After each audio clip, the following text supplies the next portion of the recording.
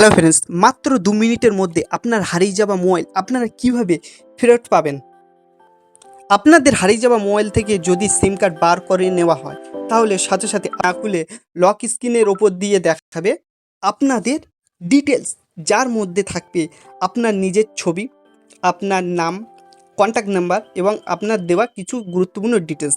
এবং এছাড়াও যে ব্যক্তি এই মোবাইলটি পাবে তার সম্বন্ধে কিছুটা নোটিশ, এবং যে এই ব্যক্তি যদি কোনো রিপেয়ারিং শপ বা মোবাইল দোকানদারের কাছে গিয়ে সফটওয়্যার মারার চেষ্টা করে, তার সেক্ষেত্রে এখানে কিছুটা নোটিশও দেওয়া আছে। ফলে এই ব্যক্তি মোবাইল যদি কোথাও নিয়ে যায়, সর্বদা আপনার পরিচয় দেখাবে।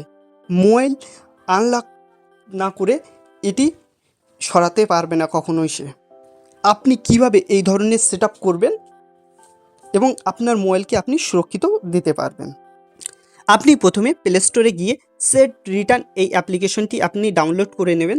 ডাউনলোড করে নেওয়ার পর আপনি সেভ মোড যে অপশানটি আছে এখানে ক্লিক করবেন। ক্লিক করার মধ্যে গিয়ে এখানে গিয়ে আপনি আপনার প্রয়োজনীয় ডকুমেন্টস সেভ করবেন, যার মধ্যে থাকবে আপনার নিজের ছবি, আপনার যে নামটি দেখাবেন সেটি লক স্ক্রিনের উপরে দেখাবে, সেই নামটি দেবেন।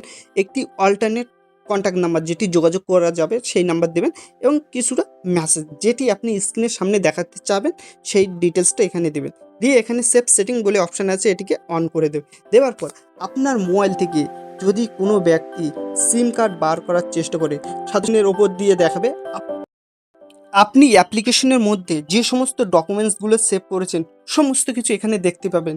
আপনি যে ছবি সেভ করেছেন সেই ছবি দেখতে পাবেন, আপনি যে মোবাইল নাম্বার দিয়েছেন সেই মোবাইল নাম্বার দেখতে পাবেন, এবং আপনার যে নাম সেই নামটি আপনি লক স্ক্রিনের সামনে দেখাতে পারবেন। ফলে যে ব্যক্তি আপনার এই মোবাইলটি পাবে সে এই সমস্ত ডিটেলস থেকে আপনার মোবাইল আপনার কাছে ফ্রি দেওয়ার চেষ্টা করবে, এবং এটি যতক্ষণ না পর্যন্ত আপনার মোবাইলের অরিজিনাল লক না খোলা হচ্ছে ততক্ষণ পর্যন্ত এটি লক স্ক্রিন থেকে সরবে না, যার ফলে যে ব্যক্তি মোবাইলটি পাবে বাধ্য হয়ে আপনার মোবাইল আপনার কাছে ফিরিয়ে দেওয়ার চেষ্টা করবে।